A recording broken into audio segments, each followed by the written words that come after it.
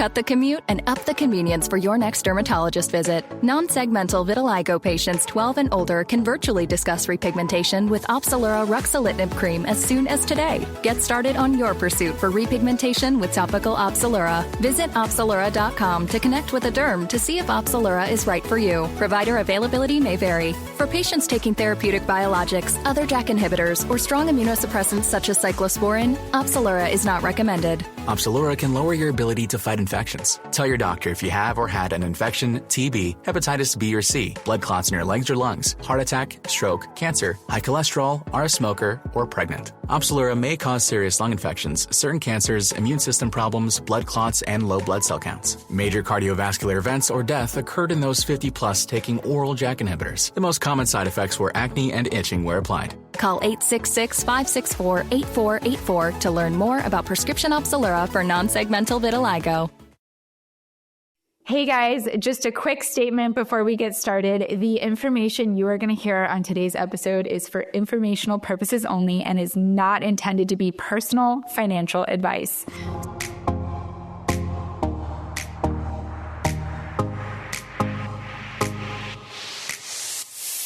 Welcome back to another episode of Wholeheartedly with our girl Kendall and myself, Galey. And you guys, I'm going to be honest, I lied to you. I big fat lie. At the end of our last episode, I said Kendall was going to be back this week because she's on her Kendall Tool World Tour doing all of the things, closing out the year. And she was so excited to be back. And now because of her world tour and all of the flights she's been on, she is sick as a dog. And now she can't be here today, and she was so sad. So she is taking some much needed and well-deserved time off, and then we will be back next week with our last episode of the year. So get excited. I know I am. Now, you know I couldn't close out the year and not give you guys the greatest gift of all. And when you think about the things that are most important to people in their lives, it's their health, their wealth, and probably their love life, right? And we've covered some love life. We've definitely covered some health, especially in the mental category. But the thing that we have not touched on this year together on Wholeheartedly Pod is something that I've been swimming in the space for over a decade at Goldman, and that is your finances. And so I am very excited to announce the guest I have here today because it's somebody who I have been working with my entire career while at Goldman.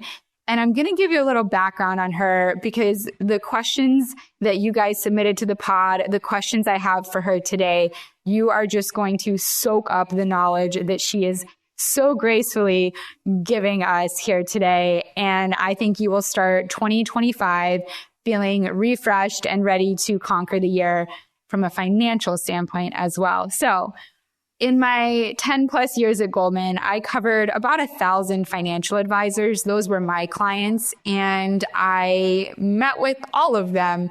And of those 1,000, when I left Goldman and it was my turn to pick who I wanted to have as my financial advisor, because I couldn't pick an advisor while I was at the firm, it would be a conflict of interest, right? I can't sell you something and then hire you to work for me, right? So I was like, wow, I know all of the advisors in Florida. Who am I going to pick to be mine? And sure enough, this is who I picked. And you'll see why very shortly. Her name is Kari Larocco. That's Kari Larocco. Larocco. She's a private wealth advisor based in Tampa, Florida, with the Ameriprise, where she's been for almost 23 years. Forbes recently ranked Kari the best in-state women wealth, one of the best in-state women wealth advisors for the last 3 years. She's been ranked as the Forbes top women's wealth advisor. And this year she was featured in Vogue among so many other awards. But I just want to go through some of her designations because I think it's going to make you really excited to talk with her. She's got her Series 7 and 63, both of which I also currently hold. Her 65, she's a CFP. In case you don't know, that is literally the hardest financial test in the history of history to pass, and she's passed it. She's a chartered retirement planning counselor, accredited portfolio manager advisor, behavioral finance advisor, and side note, like low key, she's climbed Mount Kilimanjaro. She's completed an Ironman, the Florida one. I think it's very hard. And her husband are proud dog parents to their babies, Cipollini and Eros, who are the two cutest Malteses I've ever seen in my life. So without further ado, I would like to welcome Kari Larocco to the pod. Hey, Kari. Hi, Galey. Oh my gosh, thank you for having me. It's so exciting to be on with you. I am so excited. You are not just my favorite financial advisor, but you are one of my favorite people in my life. So I think we are going to have so much fun today. And these questions are things that I think sometimes we're thinking about, but we're not putting enough effort and energy into really understand what the real answer is. And so I'm just going to ask them and you're just going to tell them. Are you ready? Let's do it. Okay. When you are standing in line at HomeGoods and you're going to check out and they're like, you have a balance of $500. If you open up a HomeGoods credit card with us today, you will save $125 on this purchase. Would you like to open up a HomeGoods credit card? And every time they do that, I'm thinking, I really think this is not a good idea. I mean, I see the temptation of the $125, but isn't this going to hurt my credit score? And then that's going to impact me one day if I want to get a home and I need to have good credit to be able to get the loan for the mortgage. And all this is going through my head, but I don't know the actual answer. So Kari, is it in our best interest, our best credit interest to open up a HomeGoods credit card or any credit card for that matter? I know it is so tempting. The answer is it's not the ideal situation. So the store credit cards are a closed looped versus open looped. You can only use that card at that store. Usually it's easier to get. So if you don't have any credit and you're trying to get started, you could start there. But ideally you want to have a major company's credit card to really build your credit. Typically, store credit cards are going to have a much higher interest rate and lower balance. And usually what happens, kind of like you're describing, is you buy something, it's on sale, you get some discount or bonus money, something like that, but then you don't pay off the credit card.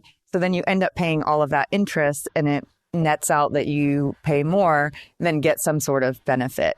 So really, when you're opening credit cards, you want to do it mindfully so that you can use it for emergencies if you need to, and really to build your credit. Okay, so short story long, what you're saying is that opening up a credit card at a store for a discount actually hurts your overall credit. It's a no, unless it's an absolute must. Yeah. Okay, so basically, if you're being tempted by the store clerk, whether it's Nordstrom Rack, HomeGoods, wherever, I fully support these stores, but I don't recommend opening up one of those cards. Be prepared when you get up there to say no to that. Just be ready. Yeah, honestly, what I say is I just say, hey, guys, I appreciate the offer, but it's going to hurt my credit score. And they usually just immediately leave me alone. So I think they've heard that before. So it's an easy out. Okay, so then I guess, can you explain why it's so important to build credit? And then we'll get into how to best build credit. So what is the benefit of having a really good credit score? So typically, if you're buying something really big, like a home or a car, the better your credit score, the lower your interest rate. And these are big, big ticket items, typically that are going to be somewhere between 5 years and 30 years. So that amount of interest that you pay over that time is so important. So if you have a credit score, typically 640 and above is going to be considered good credit, but you really want to get into the 700s to get the best interest rates. It just gives you negotiating power and leverage, and then it will help save you on interest over the course of time. Exactly. And that's why it's so important that you build good credit. And so what are some of the tips and tricks to building credit for somebody that either has a low credit score, or maybe you're younger and you're just starting out and you want to make sure you start out strong? So it's actually better when you're younger. I remember when I was in college, you know, when they come and do those career fairs and then someone's there with a credit card, you're like, this is the most dangerous thing ever. They're offering credit cards to college students. And I got the credit card that I use the most, which is my Delta Sky Miles Amex card. I got that when I was in college. So that card gives me this credit history, which is one of the most important things, actually the most. So the longer that you have credit, the better.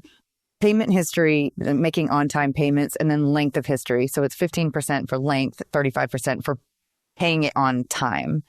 So building credit is going to just really come back to paying your credit card on time. And ideally, you're paying the whole thing off every month. That's the key part, to not have to pay that interest. And that helps build your credit score, right?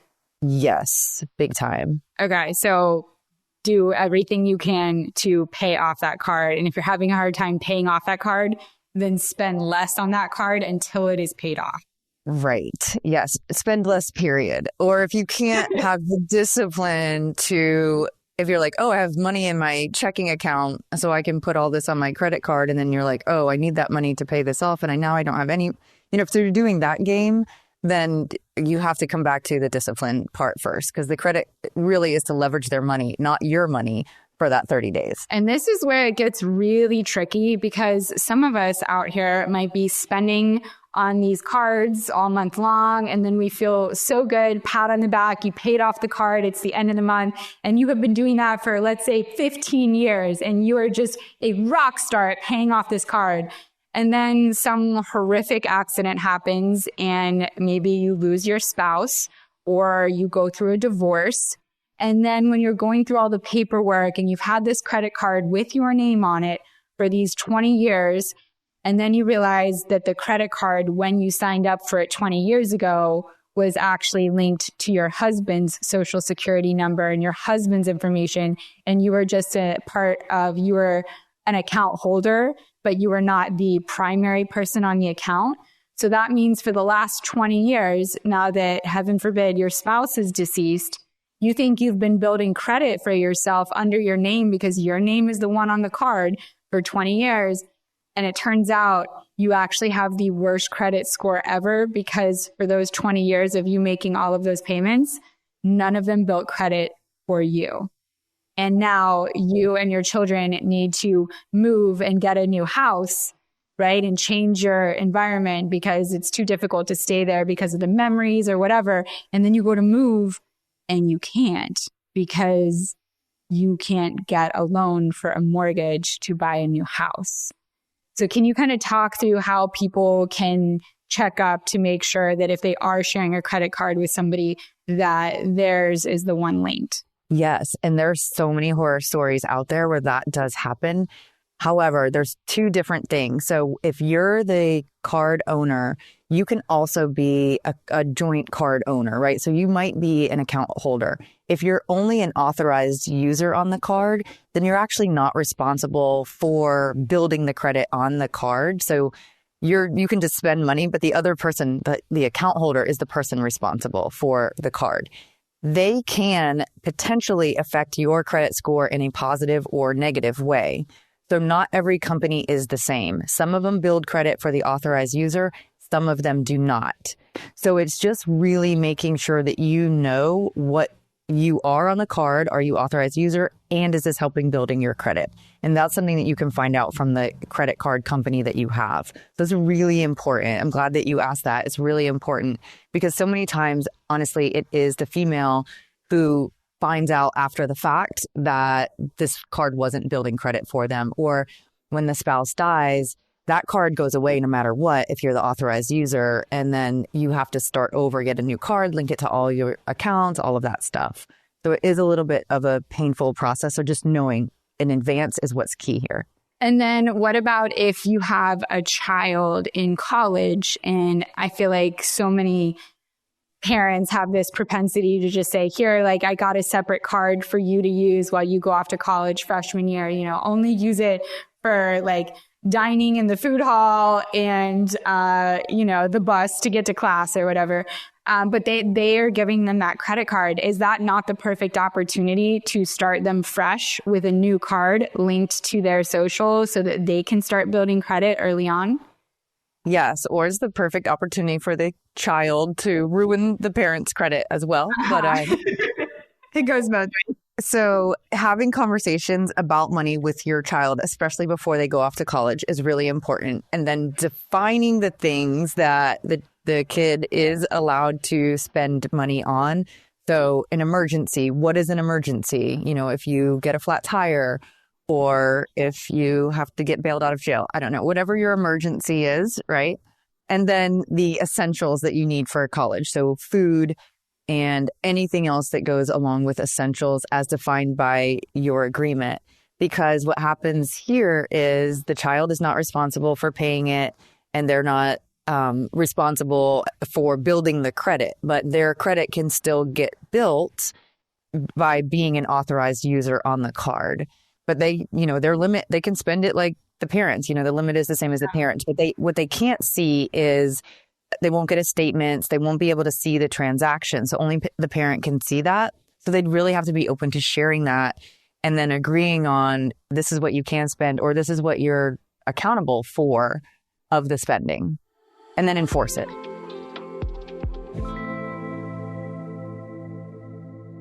I love a great deal as much as the next guy or gal, but I'm not going to crawl through a bed of hot coals just to save a few bucks. I'm too efficient for that. It has to be easy, no hoops, no BS. So when Mint Mobile said it was easy to get wireless for $15 a month with the purchase of a 3-month plan, I called them on it. Turns out it really is that easy to get wireless for $15 a month. The longest part of the process was the time I spent on hold waiting to break up with my old provider. And we know how fun breakups aren't. To get started, go to mintmobile.com/wholeheartedly. There, you'll see that right now, all 3-month plans are only $15 a month, including the unlimited plan. All plans come with high-speed data and unlimited talk and text delivered on the nation's largest 5G network. You can use your own phone with any Mint Mobile plan and bring your own phone number, along with all your existing contacts. Maybe leave behind the ones you don't like. Find out how easy it is to switch to Mint Mobile and get 3 months off premium wireless service for $15 a month. To get this new customer offer and your new 3-month premium wireless plan for just $15 a month, go to mintmobile.com/wholeheartedly. That's mintmobile.com/wholeheartedly. Cut your wireless bill to $15 a month at mintmobile.com/wholeheartedly. $45 upfront payment required, equivalent to $15 a month. New customers on first 3-month plan only. Speed slower above 40 gigabytes on unlimited plan. Additional taxes, fees, and restrictions apply. See Mint Mobile for details. Wholeheartedly is brought to you by my favorite, Progressive Insurance. Most of you listening right now are probably multitasking. I don't know about you, but I know every time I'm listening to a podcast, I'm doing dishes, I'm cleaning, I'm recaulking a floorboard, I'm dancing with my dogs, I'm doing something. But if you're not in some kind of moving vehicle, there's something else you can be doing right now too. That is getting an auto quote from Progressive Insurance. It's easy and you could save money by doing it right from your phone. Drivers who save by switching to Progressive save nearly $750 on average. And auto customers qualify for an average of 7 discounts. These are discounts for having multiple vehicles on your policy, being a homeowner, and so much more. So just like your favorite podcast, I'm a little biased, but Progressive will be with you 24/7, 365 days a year, so you are protected no matter what. Multitask right now. Quote your car insurance at progressive.com to join the over 28 million drivers who trust Progressive. Progressive Casualty Insurance Company and Affiliates national average 12-month savings of $744 by new customers surveyed who saved with Progressive between June 2022 and May 2023. Potential savings will vary. Discounts not available in all states and situations. So I do think that it's awesome to have these financial conversations with your kids sooner than later, because you want them to have financial freedom and make good decisions. And so the sooner you start implementing it and talking about it and allowing them to build credit, hopefully the sooner they are free from the nest and they're doing their own thing and they're doing it without going into debt.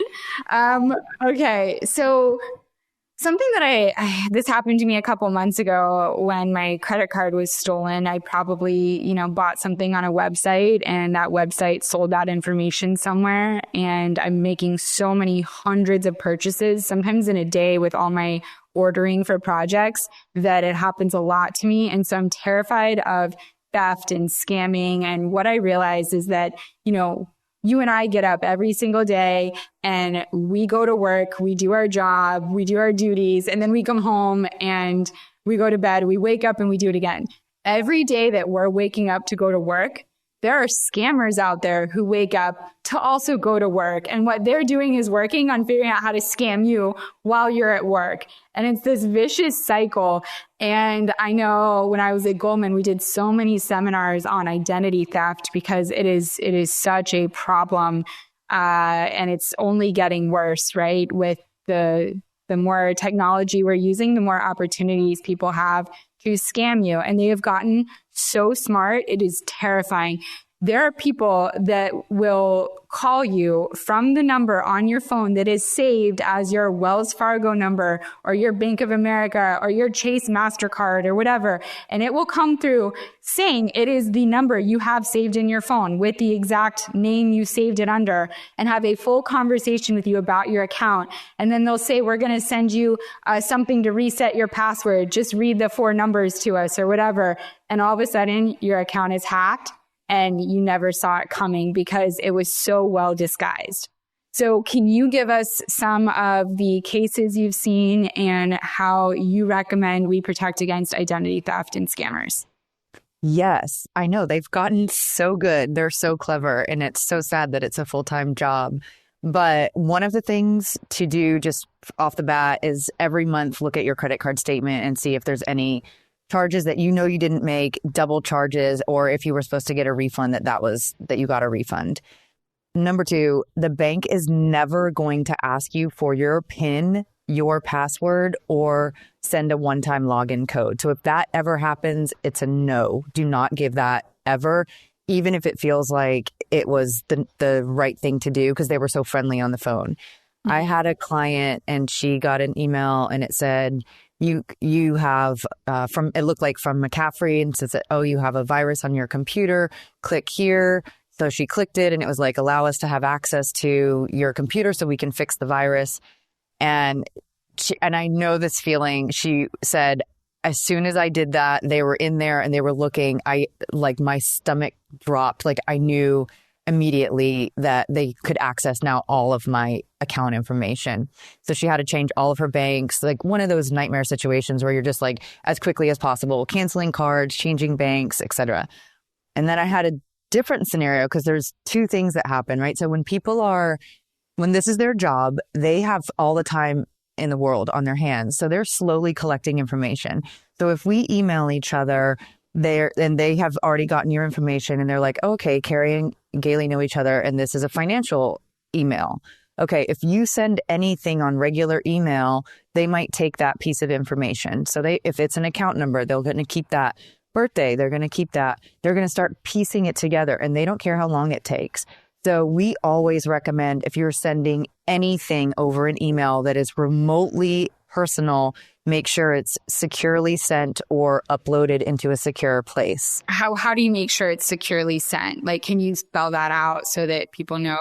Yes. So if you're working with a financial institution, it should come as a secure link. If it's your CPA and it's your tax documents, it should have a secure upload.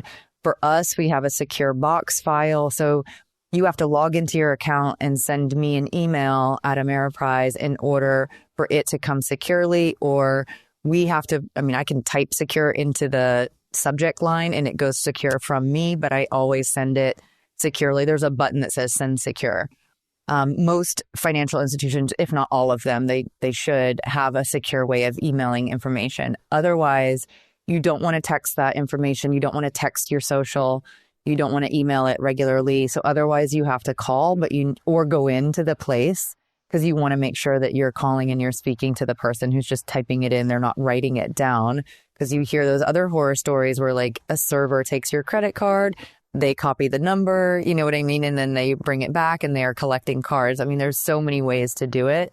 And it feels like you want to trust people, but you have to be hyper vigilant. And a lot of times too, what people will do, this is why I don't like to use a debit card, because then it's immediately they get your money and now you're trying to fight that fight. Yeah. This is why a credit card is preferred and the company will usually defend you first. But if you're using one card online or out or all the time, just keep it that same card. So you know everything's on that card. If you need to cancel something, it's that card. And that's the other thing, right? If you're using a debit card, you're not building any credit. You're just literally taking direct deposits right from your account. Whereas if you're using a credit card that you pay off every month, that is how you build credit. So I can't tell you how many design clients, because I get their credit card to buy all of this furniture and everything, so that the reason I do that is because I want them to get the bonus, the Amex miles or the United miles or whatever. I want them to get the points, because if I'm spending $150,000 on furniture for you, you should get the 13 grand in flyer miles, because it's There's your first class for that. Yeah, like I could put it on my own card and just steal your miles all day long, but I don't think that's the right thing to do. So I've always put all of the purchases on the client's credit card. But then I can't tell you how many clients, even professional athletes who I am designing for, they hand me their credit cards and it's like 3 different debit cards.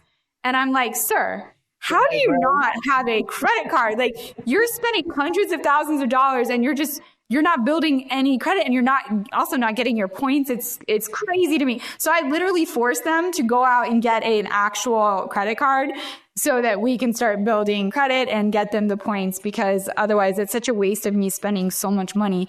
But yeah, that's a good point, right? Is that you are more protected by the companies when you do report a false charge or a scam if you have a credit card with them, because they care more about you, quite honestly, than a debit card holder, because they're not profiting at all from your debit account, but they potentially could from your credit card account, because if you miss a payment, then you pay interest on the amount you owe. Just one more thing on that though, too, because the other thing, like, we know our dogs' names. Everybody knows your dog's names. Everybody knows my dog's names. I don't know if you remember when Sarah Palin, I don't know why this stands out to me of all the people, but it was like her dog's name and her birthday was her password while she's running for president.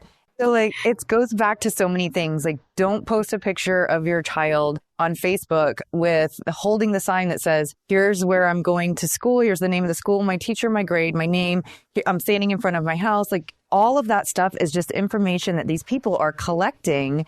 And we want to be concerned about your child's credit as well. So we want to protect them from when they're young, and then you as well. And then the other things that we see just really quickly is, and I had a client that this happened to, she wasn't my client for very long. She got divorced, got half of the settlement, immediately met somebody online that lived overseas, and then slowly gave them all of her money because she fell in love, right?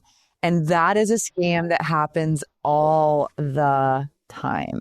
That literally breaks my heart. All of this breaks my heart, because you're out here posting that you're so excited you just gave birth. Well, now the birth date of the child is out there, right? That could hurt your child or you with your passwords. And then you go and send somebody an email with your address because they want to send you a Christmas card and want to know what your address is. So you send them the address, and then 2 months later, something happens and you need to send, I don't know, an insurance adjuster your birth date or something. And now that's in an email. And so they're just, you think that you're so smart by separating things in email and text or through an Instagram DM or whatever to get somebody all the information. But if they're onto you, they're onto you. They're going to be looking at everything like white on rice, and they're just putting the pieces together. It's like a game for them. So you guys, like with any game, you just have to be the smarter player. Right? So check your credit annually. So annualcreditreport.com, you can check your credit for free, and you can make sure that there's nothing on there that doesn't belong to you. Yep. And I actually put a freeze on all of my credit reports, because if you have a freeze on there, right, it's indefinite until I unfreeze it. So Experian, yes. All of those places I have credit card freezes on, so that if somebody tries to steal my identity and tries to go take out a loan or get a house or a car or whatever with my identity, the mortgage broker, whoever they're working with, is going to need to go in and pull my credit score. And they're not going to be able to pull that if all of mine are frozen, because I think you need at least 2 credit scores, right? So if all 3 of the main places are frozen, right, it's Experian and what are the other? Equifax and TransUnion. Equifax and TransUnion, exactly. So all 3 of those are frozen for me and have been for years, so that if anybody tries to impersonate me and needs to use my credit, when that mortgage broker goes to do that, they're going to say, oh, sorry, ma'am, you need to unfreeze your credit score so that I can get in. And guess what? They're not going to be able to, because only I can unfreeze it. So there's all these little tricks where you can just outsmart, outplay out hustle the people that are going to work every day trying to basically steal your hard-earned money. Yeah, so you can just go to those websites, click freeze on all of them, and it's a pretty quick and easy process. So it really is. Okay, so now I want to talk a little bit about buying a home. This is a question I get all the time on my Instagram. I think just because people know I was in finance for a while and they're like, hey, I'm looking to buy a house. Like, when is a good time to get back into the market?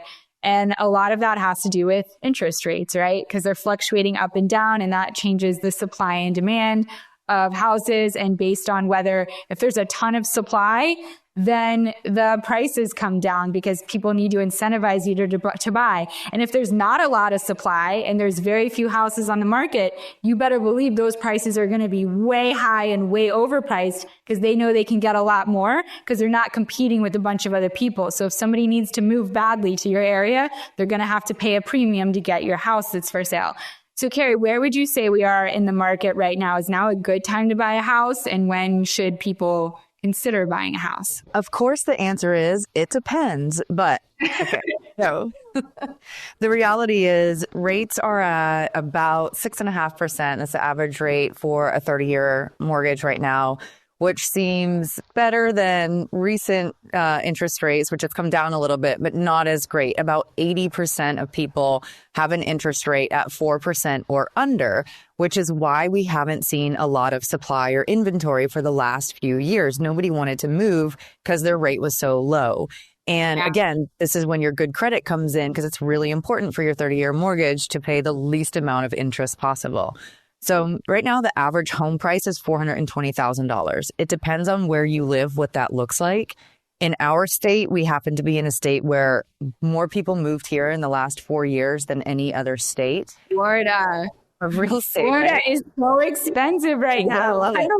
Kendall's moving here too. She just bought a house and it's like, you know, people want to live here, but they got to pay. Yeah, they got to pay. And the great thing is, right, there's no estate tax here, but our insurance on our homeowners is about to go way up because of these hurricanes.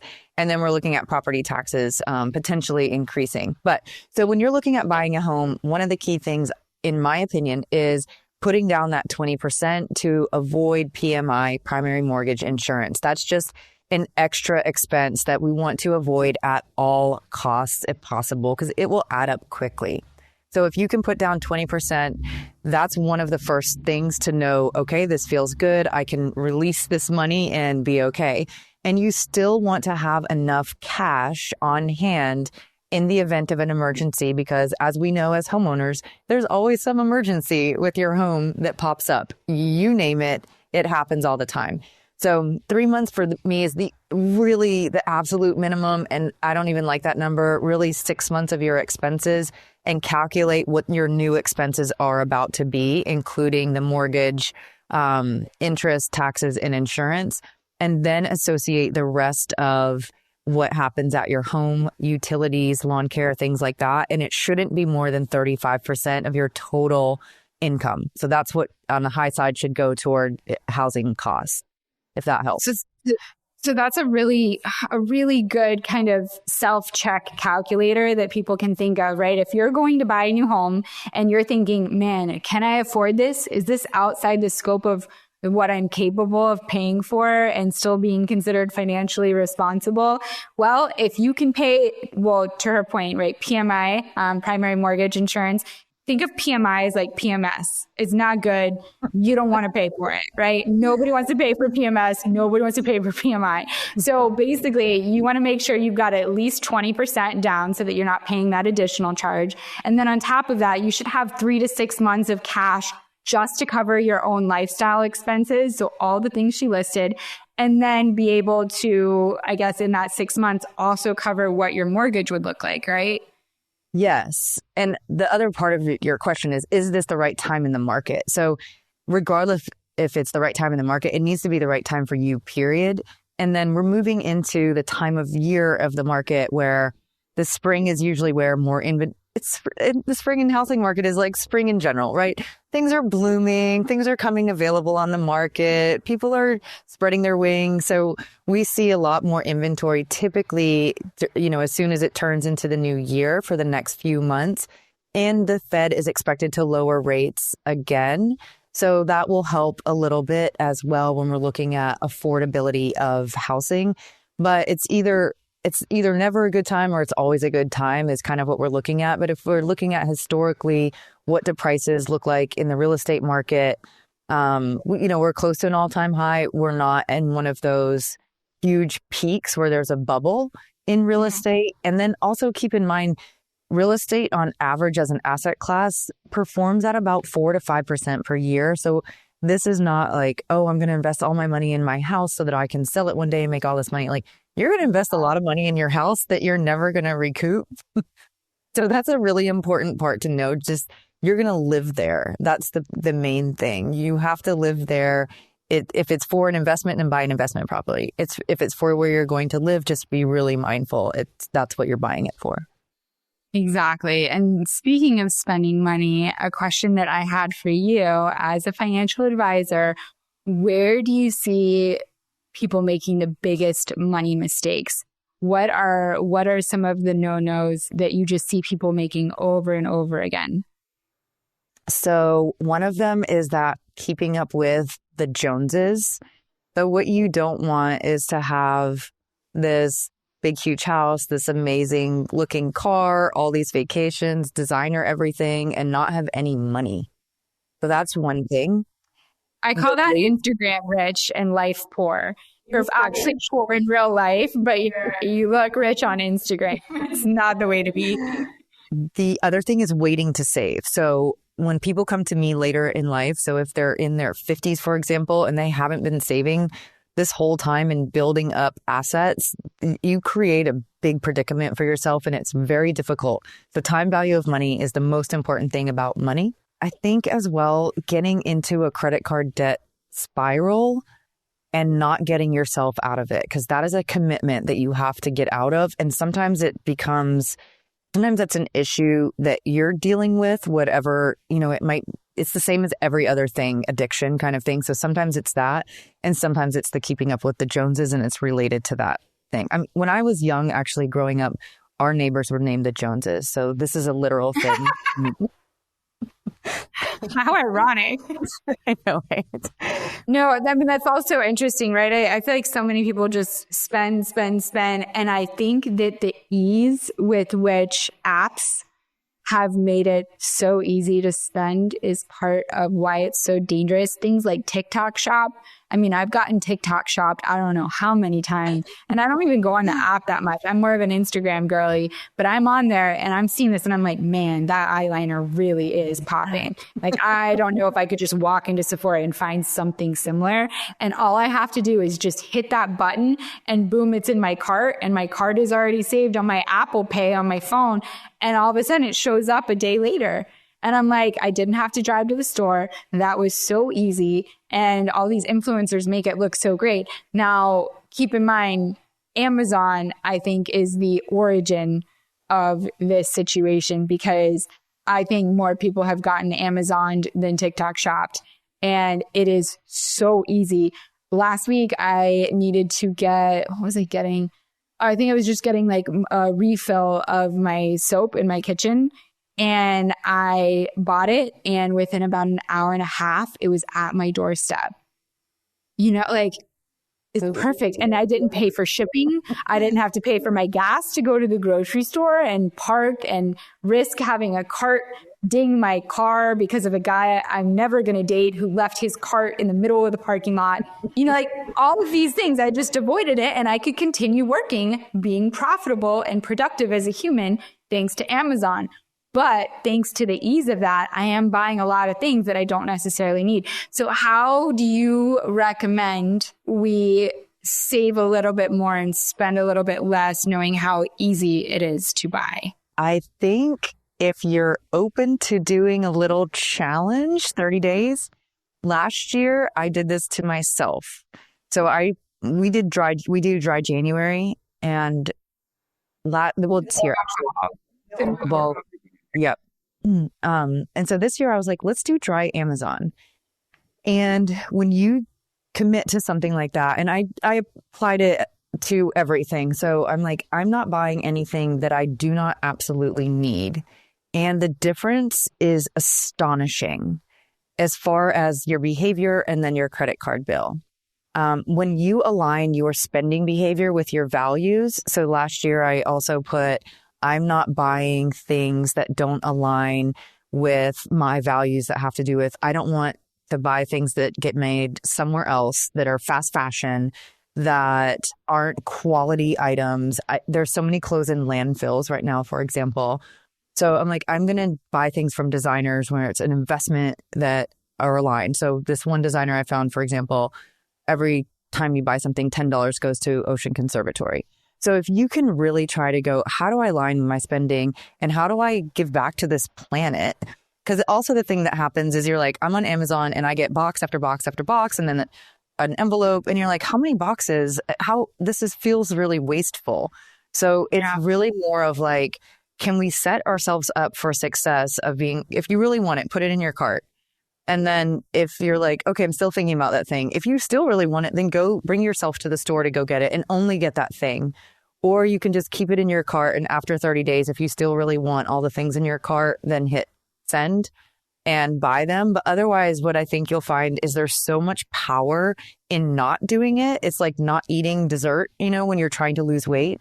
It really gives you that power back. And then all of a sudden you're not craving sugar anymore. You're not craving TikTok shop anymore, Amazon anymore. And you start to change your behavior.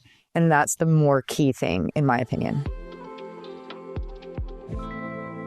Wholeheartedly is sponsored by BetterHelp. It's the holidays, and I think my favorite part about the holidays is I can just go home, I can be with my family, be with my one normal dog and my one crazy dog, and just cuddle up on the sofa, watch cheesy holiday movies, and just feel really calm and content. And the reason I'm sharing that is because that's the same way you feel after a really good therapy session. It just brings you that comfort, that kind of warm hug, except it's for your mind instead of your body. And I highly implore it because I personally have greatly benefited from therapy. It's gotten me through some really dark periods in my life. So if you haven't tried it, I implore you to. If you're thinking of starting therapy, give BetterHelp a try. It is entirely online. It's designed to be convenient and flexible and suited to your schedule. All you have to do is fill out a brief questionnaire and you'll get matched with a licensed therapist. And if you don't love them, that's okay because you can switch therapists at any time for no additional charge. Find comfort this December with BetterHelp. Visit betterhelp.com/whole today to get 10% off your first month. That's BetterHelp, HELP.com/whole, WHOLE. I love podcasts that make you feel and then make you want to act. And that's why I want to share this amazing podcast, The Silver Linings Handbook. It's a weekly podcast just like ours, where host Jason Blair interviews interesting people from all walks of life. The best way to think of it is maybe not so much as a podcast, but more like conversations that will inspire you or interesting conversations with interesting people. I feel like it could easily be named that as well. Something I also love about this is the credibility that Jason brings to the table because he is a former journalist who worked at the New York Times, the Boston Globe, the Washington Post, and other newspapers. This podcast is about mental health, and he's bringing empathetic perspective with amazing interviews with incredible people and really brings to light suffering, recovery, and just finding opportunities to help other people and learn and grow from their experience and how it applies to yours. To subscribe to the Silver Linings Handbook, just go to anywhere that you listen to podcasts and look up the Silver Linings Handbook. You won't regret it.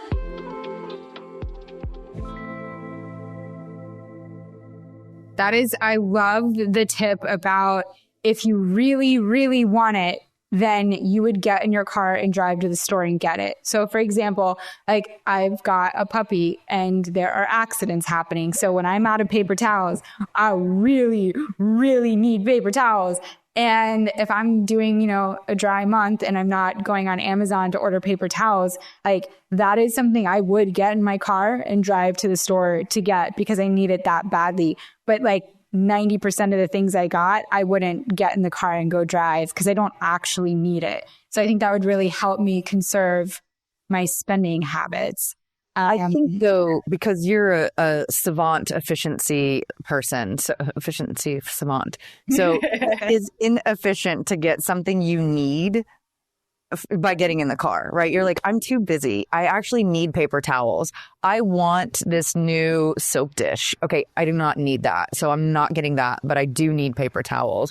So those are the things I would say, yes, still get those on Amazon. That completely makes sense and doesn't count necessarily in the dry Amazon.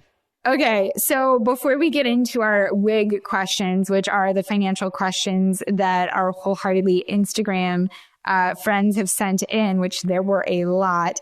I wanted to talk really quick because this is a question I think a lot of people have, and it's about the difference between their Roth IRA and a traditional RIA, and which one should you hold and why. And I know as a financial advisor, you also get this question a lot. So what kind of, in just a couple sentences, how would you describe the difference between a Roth and a traditional IRA? Okay, so traditional IRA is a pre-tax vehicle. So you can put in $7,000 if you're under 50, $8,000 if you're over 50, and that gives you an immediate tax benefit. So it reduces your income by $7,000 or $8,000. You put the money into the IRA, you invest it. So you need to buy something, whatever you want to buy, whatever you want.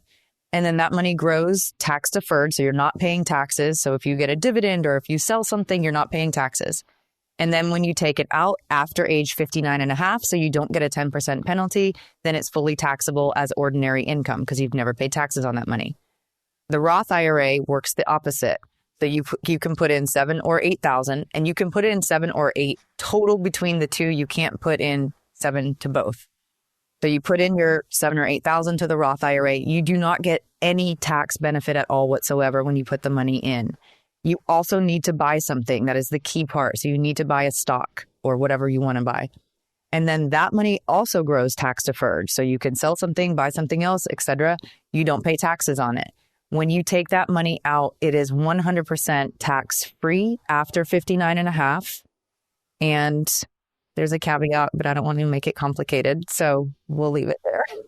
Yeah, there's a little caveat. Not everybody can have a Roth, but there are some loopholes around it if you have a really well-versed financial advisor like Kari, who knows how to really protect your tax situation. I will say the other thing too, a big mistake a lot of people make is with their 401k, not actually making an investment with it. Can you talk through that? Because I think that this is something you probably see all the time where people come to you and they show you their 401k they've held for 20 years. And then you realize it hasn't grown the way it could have because their company took the money for their 401k, but then they didn't select what mutual funds or vehicles to invest it in. And then it never actually got invested in the market. It just sat there. It's hard when that happens. But yes, so when you put money into your 401k, typically it's pre-tax. There's sometimes a Roth 401k as well, but just let's go 401k straight up. So typically you get a tax benefit. The money gets into the 401k, and then you have to select something. So now there's usually a default of the target fund, so 2035 or 2050, whenever you're going to be retirement age. But if there's not, then it will usually just go into the stable value fund or a cash alternative. And so it's just going to sit there and make somewhere between 2 and 4% over that time, which is barely going to keep up with the average inflation rate. So you just want to make sure that you select something once you get the money into the 401k plan. And ideally, you're at least contributing to the employer match. Super key to get that free money. Get that free money, girl. Get that free money, honey. And that means also if you have a significant other and they have a 401k, just have them open up the account and look into it and make sure the money is invested and not sitting in a cash alternative, which is often called stable value type fund. Money market, cash alternative. Okay, so we're gonna go over to the WIG, our Instagram, and I'm gonna ask you some of the questions. We had so many great questions, but I'm gonna ask the ones that I thought would be most valuable to the masses. So first one is, she said, I love this question. Okay. How do you know when to have enough money to retire? Okay, I'm going to do rule of thumb so it's simple. So typically we're going to use the 4% rule. So somewhere between 4 and 5% withdrawal rate. What does that mean? If you think about it this way, for every $1 million that you have, it can generate 4 to 5%. So $40,000 to $50,000. I don't mean grow. The million can grow by 10%. Now it's 1.1. That means you'd have to take that money off the top, sell stuff, but it can generate income. It's like a rental property kind of. So if you're like, okay, I need 100,000, good, you need 2 million. So you can back into it that way. But I also love when people go into retirement with everything paid off and a big, huge cash position. So I'm a big fan of cash. I like you to have 6 to 12 months, 12 to 24 if you're self-employed. And by the time you're retired, 4 years of cash on hand. So 4 years of your expenses in cash to retire. That's a very high number, but that for me is like, here's the beautiful, if I could lay it out for you. But really, we want to get you enough assets so that you have income being generated that covers all of your expenses. Wait, hold on. So you said when you retire, have 4 to 5 years of the amount of cash you need on hand. But you retire and then you might have 30 more years to live. So how does 4 to 5 years of cash help you with those next 30 years? So you're going to have both things. So let's say you need 100 grand to live and you have Social Security coming in and you need, the other 60 grand. So Social Security is 40. You need to generate 60 with your investments. So I'm saying 60 times 4, 240 is what you should have in cash.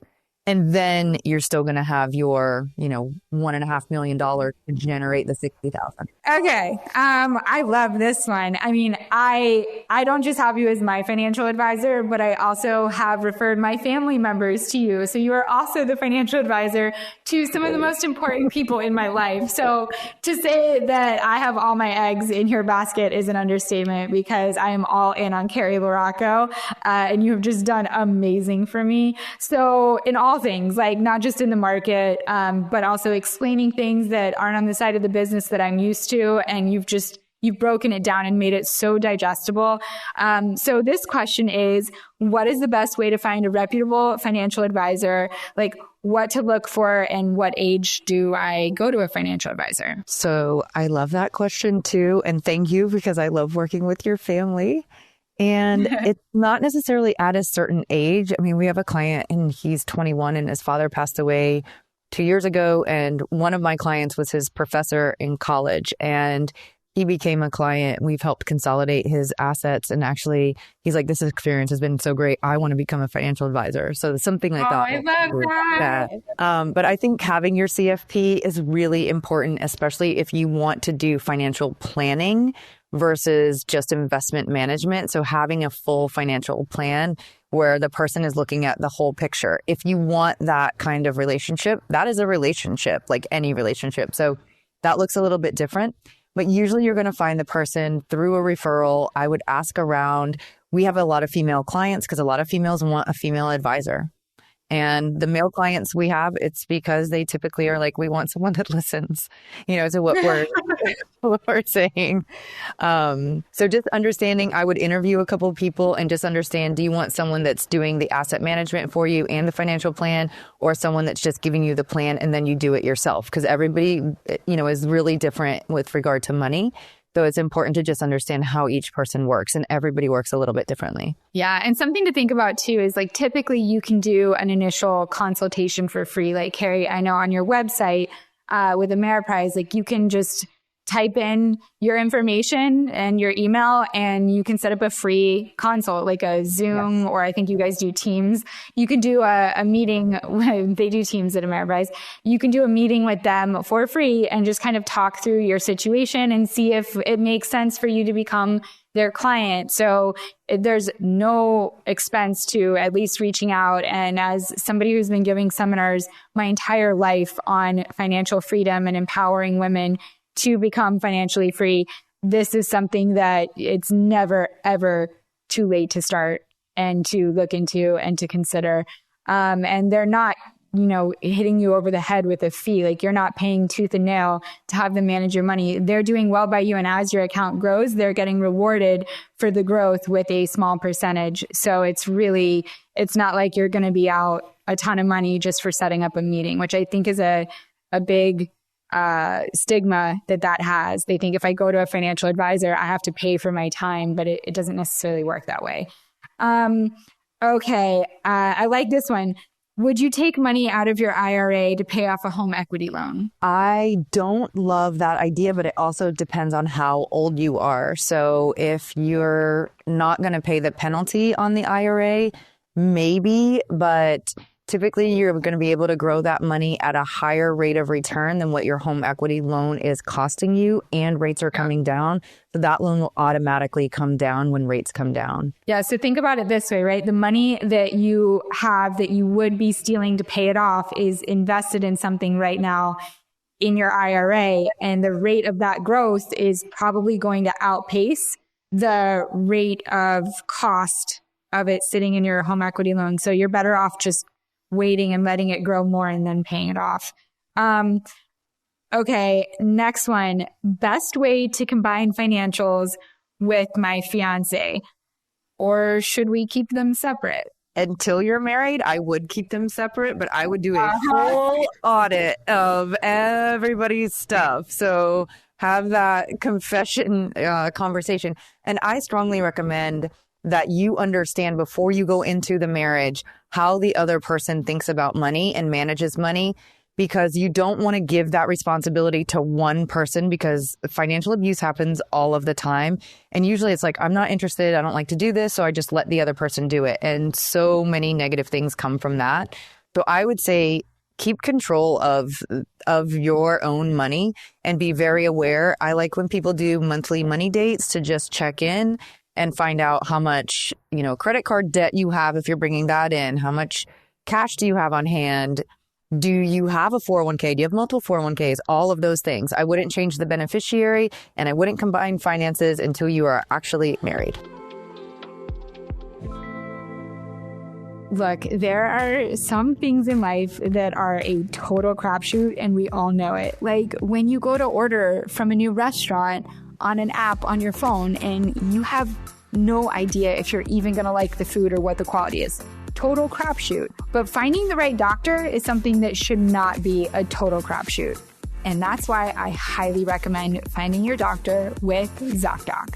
ZocDoc is a free app and website where you can search and compare high-quality, in-network doctors, choose the right one for your needs, and click to instantly book an appointment. We're talking about in-network appointments with more than 100,000 healthcare providers across every specialty, from mental health to dental health, eye care to skincare, and much, much more. Plus, ZocDoc appointments happen fast, typically just 24 to 72 hours of booking. You can even score same-day appointments. So stop putting off those doctor's appointments and go to ZocDoc.com/heart and instantly book a top-rated doctor today. That's ZocDoc.com/heart, HEART. ZocDoc.com/heart.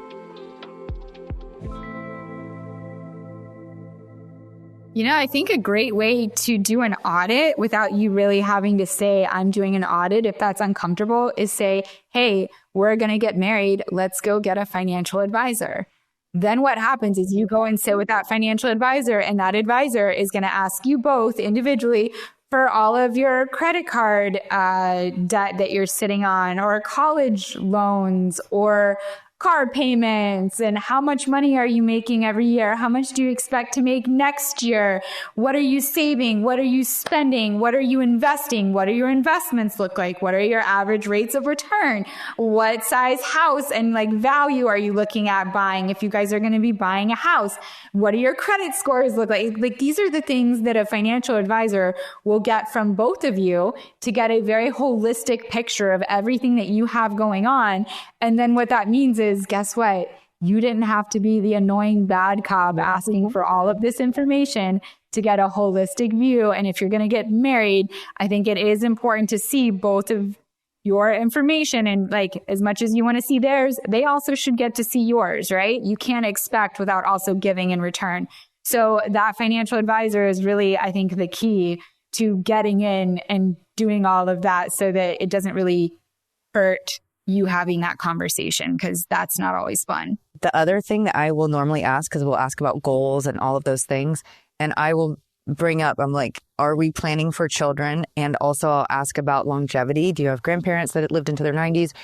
Parents, are you potentially going to have to help care for your parents? And so these are really uncomfortable questions that people don't necessarily have, or they find out way later. So I also do that part of the bad cop and find out that information because I need to know, but it's also a great starting point for them as well. And speaking of having kids and that conversation, there are a lot of moms and moms to be. And I got a lot of questions about, what accounts should I have for my kid now to set them up for success? Like people that just had babies, people that have kids in middle school, what accounts should they be having, if any, to help set them up for financial success? Make sure you put your mask on first and then your kid's mask. So don't start setting up accounts for your kids if you're not okay yourself, period. Next, a 529 plan is going to be probably the most versatile thing because you can use up to $10,000 per year for K through 12. And that 529 plan can go anywhere. It can even be out of the country. So a lot of schools overseas will take 529 plan money. That money works, the same way as a Roth IRA. So you put it after tax, it grows tax deferred, it comes out tax free for education or anything associated with education. If your kid, and you can have this conversation too, if your child goes somewhere where everything is covered, scholarship, bright futures, whatever it might be, and there's still money in the 529 plan, then you can convert right now, this will change, up to $35,000 for that child into a Roth IRA. So either you're helping with their education or you're helping with their retirement plan. So that's one easy thing that kind of solves a couple things. I love that. And the Roth is the one that doesn't have the 10% penalty, right? If you want to take it out early, whereas a traditional IRA, that you get hit with that 10% penalty. So be aware of that.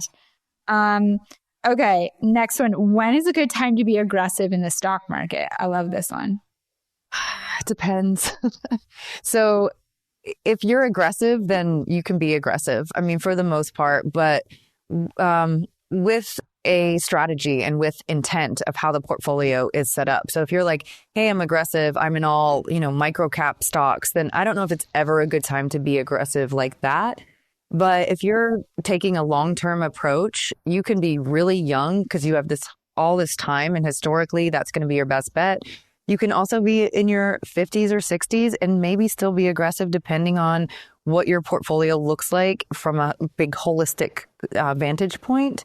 So I don't know if there's a best or worst time. And I'm more on the side of an aggressive investor personally. So I will always lean that way. But if you're trying to make, the bond market, we're looking at 4, 5, 6, 3, 4, 5%. So if you want to make more than that, which I think that you do, then you have to be more aggressive. And it's just more of the design and structure of what you're actually invested in and making sure you understand what that means. Yeah, I think I agree with all that. I think a lot of it comes down to your time horizon, right? If you have a very long time horizon, then you have more time to sit and let things fall before they come back if it does fall off the cliff, which is more likely to happen the higher risk that you're taking. So that means younger investors can usually handle more risk. But to that point, don't put anything in that you wouldn't be okay completely losing. Right? It needs to be almost like your high risk play money and not your pay the bills, pay the mortgage, cover the car payment, Not with your cash reserve. You always have to have smart money. So we need that cash in place first. This is for your long-term investing. But sometimes I had a client in his 80s and all of his money, all of his needs were met with guaranteed income from actual royalties, a pension, Social Security. So he was like, I want to be as aggressive as possible. So it depends on your situation. Yeah, there you go. Okay, so with all of this, I think the most important question, Kari, is if people want to sign up for free consultation with you. I know you practice in 17 states, you're licensed.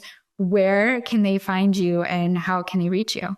So if you go to KariLarocco.com, it'll bring you right to my website at Ameriprise, and you can click request a consultation. And I will always do an initial complimentary consultation with people. And I always want to give you as much value as possible. So sometimes it's the right time to work together, and sometimes it's to do the next couple of things in order to get over that next hurdle. So either way, we know it's getting into the new year and people have goals, especially financially related, starting in January. So I'm more than happy to meet with you, talk to you, and give you as much value as I can. Oh, Kari, you are just a wealth of financial knowledge. And just to literally spell it out, that's Kari, Kari Larocco, LAROCCO.com. And that'll bring you right to her financial website. Well, Kari, thank you so much for your time, your wisdom, and personally, just thank you for helping me get all of my finances in order and taking care of my family too. I freaking love you with my whole heart. And I hope everybody listening has financial freedom in 2025 and you feel like you've just got things a little bit more organized and have a better plan of attack to make sure you see that through. All right. Love you guys. Thank you so much. And thank you again, Kari. Appreciate you so much.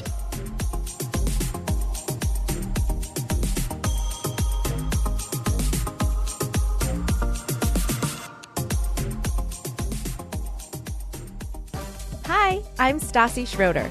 On my podcast, I share candid updates from my personal life, chat with some of my best friends about what's going on in our lives, give commentary on the latest pop culture headlines, and sometimes deep dive into random topics I'm obsessed with, like human design. It's a bit all over the place, but that's how I like it.